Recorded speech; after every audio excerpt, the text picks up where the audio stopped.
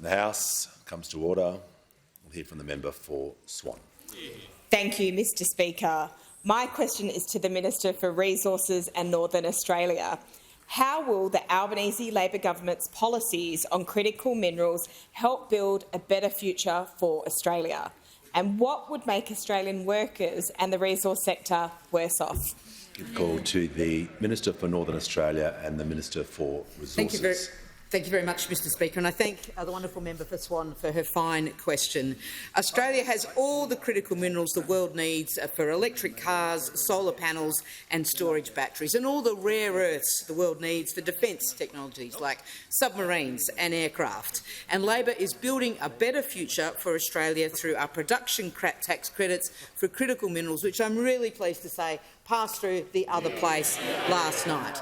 The Albanese Labor government's production tax credit to critical minerals will bring a 10% tax incentive for more processing facilities here in Australia, and that means more Aussie jobs to build them, more Aussie jobs to operate them, and more Aussie jobs to transport the minerals and refined products that are produced.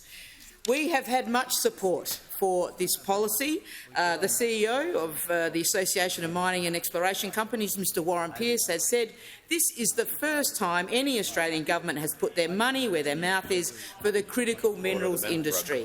The incentive is a powerful strategic lever that provides the foundation for the future Made in Australia ambitions of the country. It is also the largest ever commitment from an Australian government to critical minerals. This will stimulate billions of new investment in critical minerals processing, which will be far more valuable than the incentives on offer. And of course, Mr Speaker, that is exactly the point, to put our shoulder to the wheel alongside industry to build a new critical minerals resources country in this industry in this country. This is a government, Mr Speaker, that gets things done. It gets things done for the Australian people and gets things done for the resources sector. But I am also asked, Mr Speaker, what would make Australian workers and the resources sector worse off? Well, I don't have to look too far, because there they all sit opposite me. Last night, Mr Speaker, the Coalition betrayed the resources sector. The Coalition were dragged kicking and screaming to a vote last night and then voted against production tax credits. The Coalition voted against the single biggest investment by any government in the resources sector, Mr Speaker. Look, no wonder it was really difficult to get the Liberals to vote in the other place.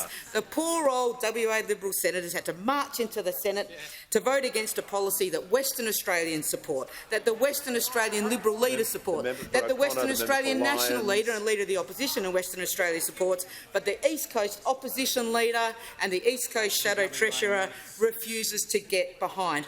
What another abysmal day for the WA Liberals in this place, where they clearly have demonstrated they have absolutely no influence on the federal coalition party room, no influence or ability to have the shadow treasurer, the leader of the opposition, step back from their really hasty, rash decision that was made on budget night last year.